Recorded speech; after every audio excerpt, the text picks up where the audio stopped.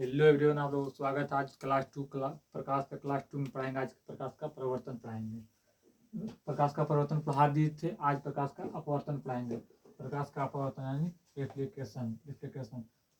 प्रकाश का एक माध्यम से दूसरे माध्यम में प्रवेश करने पर अपने पथ से मुड़ना, यानी प्रकाश का एक माध्यम से आया, प्रकाश का एक माध्यम से दूसरे माध्यम में जाकर मतलब विचलन मुड़ना प्रकाश का अपवर्तन कहलाता है। देखिए, प्रकाश का एक माध्यम में गया, दूसरे माध्यम में प्रवेश करने पर अपने पथ से मुड़ना। देखिए, प्रकाश का एक माध्यम है, जैसे प्रकाश का एक माध्यम से दूसरे माध्यम में जाने पर विचलन मुड़न। देखिए इधर हो गया।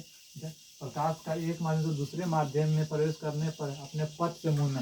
प्रकाश का एक माध्यम, पहला मानी पहला माध्यम, ठीक, पहला माध्यम यहाँ से यहाँ तक गया। प्रकाश का एक माध्यम यहाँ तक, अगर दूसरे माध्यम में प्रवेश करने, दूसरे माध्यम जैसे यहाँ से प्रवेश किया तो अपने पथ से, देखिए यहाँ से ऐसे नहीं जाता था, ऐसे चल जाता, क्योंकि ऐसे नहीं जाके क्या किया, प्रकाश का अपने पथ से विचलन मतलब मुड़ना, यानी ऐसे देखिए घुल गया। तो प्रकाश एक माध्यम से दूसरे माध्यम में प्रवेश करने पर अपने पथ से यहाँ तक तो ठीक, अपना पहला माध्यम था, जैसे ही दूसरे पथ में प्रवेश किया तो अपना मुड़ना विचलन हो गया, यानी मुड़ गया। तो क्या चल गया, प्रकाश का अपवर्तन। एकदम याद रखना, प्रकाश जैसे एक माध्यम में आया, ठीक, एक माध्यम में यहाँ से यहाँ तक एक माध्यम में, दूसरे माध्यम में प्रवेश करने पर अपना पथ से विचलन मुड़ना, मुड़ गया। तो ये क्या चीज कहलाएगा, प्रकाश का अपवर्तन, प्रकाश का अपवर्तन। अब देखिए, अब तक ये आने वाली किरण को अपतित किरण, आने वाली किरण को क्या कहते हैं, अपतित किरण। और यहाँ से दूसरे पथ में गया है तो विचलन हुआ, तो उसको कहते हैं अपवर्तित किरण। ये अपवर्तित किरण है, अपवर्तित किरण। ये अपतित किरण और अपवर्तित किरण में अंतर है, देख लीजिए यहाँ। उसके बाद में देखिए, साइन आर है या साइन आर है, आई ई है, साइन आर ई है। साइन आई अपतन कोण और साइन आर अपवर्तन कोण। और अभिलंब देखिए यहाँ पर अभिलंब भी 90 डिग्री होता है। और ऊपर जो रहता है विरल माध्यम, नीचे सघन माध्यम, वो भी बताएंगे विरल और सघन यहीं पे है। जब आप लोग को समझ में आ गया प्रकाश का अपवर्तन मानी प्रकाश अपतित किरण अपने पथ से आया, दूसरे माध्यम में जैसे प्रवेश करेगा यहाँ तक से विचलन, यानी दूसरे पथ में जैसे प्रवेश करेगा तो वहां तक से मुड़ना यानी विचलन होना प्रकाश का अपवर्तन कहलाता है। जैसे यहाँ से आप लोग जाइए, जैसे यूपी बॉर्डर क्रॉस कीजिएगा, जैसे झारखंड बॉर्डर, जैसे झारखंड यहाँ बिहार से लेके झारखंड तक जैसे गया, उसके बाद में जैसे हम लोग प्रवेश करेंगे वहां तक से मतलब विचलन होता है, यानी विचलन। तो उसी को हम लोग याद रखेंगे, प्रकाश का अपवर्तन। जैसे याद रखना है प्रकाश का अपवर्तन क्या चीज पढ़ाए थे सर, तो बल प्रकाश यहाँ से हम लोग झारखंड गए तो झारखंड जैसे बॉर्डर पर क्रॉस करेंगे तो प्रकाश का मतलब घूमना, विचलन होना, प्रकाश का अपवर्तन याद रहेगा। प्रकाश का अपवर्तन एक माध्यम से दूसरे माध्यम में जाने पर, एक माध्यम से दूसरे माध्यम में प्रवेश करने पर अपने पथ से मुड़ना प्रकाश का अपवर्तन कहलाता है।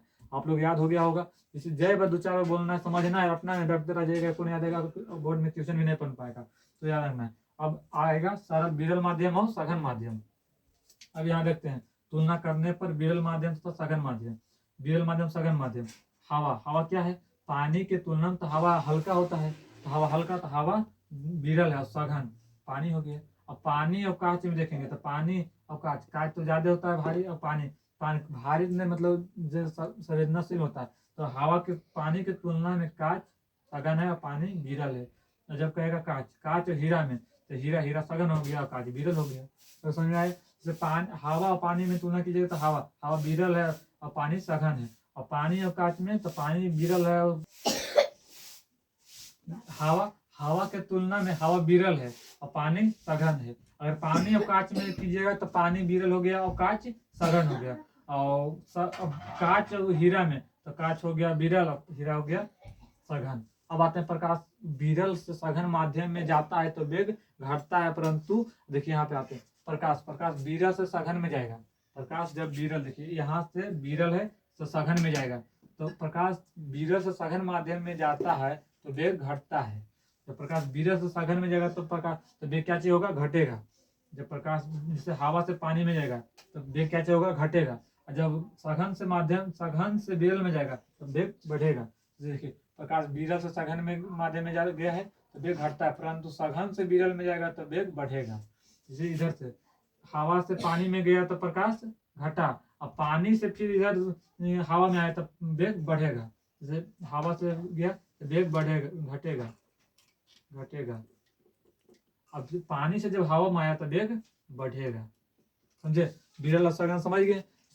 जब विरल माध्यम तो हवा और पानी में तो जान रहे हैं कि हवा विरल है और पानी सघन है।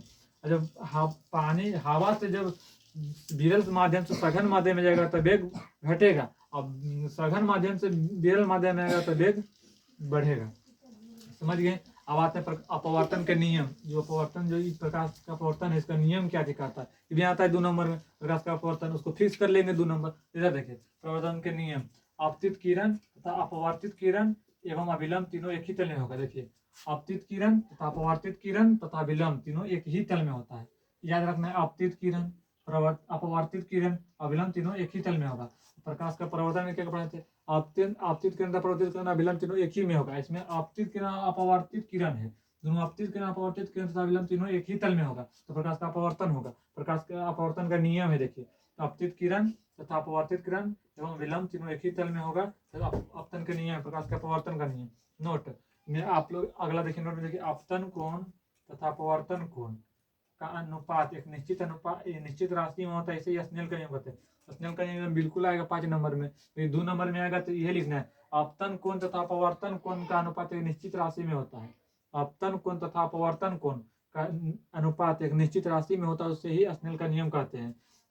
जब निश्चित राशि में होता है तो उसे स्नेल का नियम कहते हैं। देखिए आप लिख, आप लोग लिख लीजिएगा नोट करके, आपतन कोण यानी आपतन कोण, आपतन कोण तथा अपवर्तन कोण, अपवर्तन कोण, ये जो है आपतन कोण तथा अपवर्तन कोण का अनुपात एक निश्चित राशि, एक निश्चित राशि है।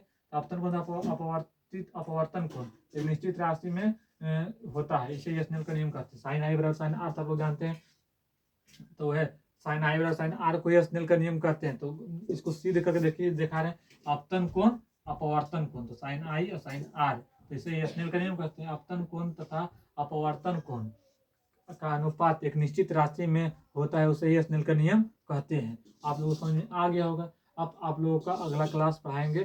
Thank you very very much आप लोगों को।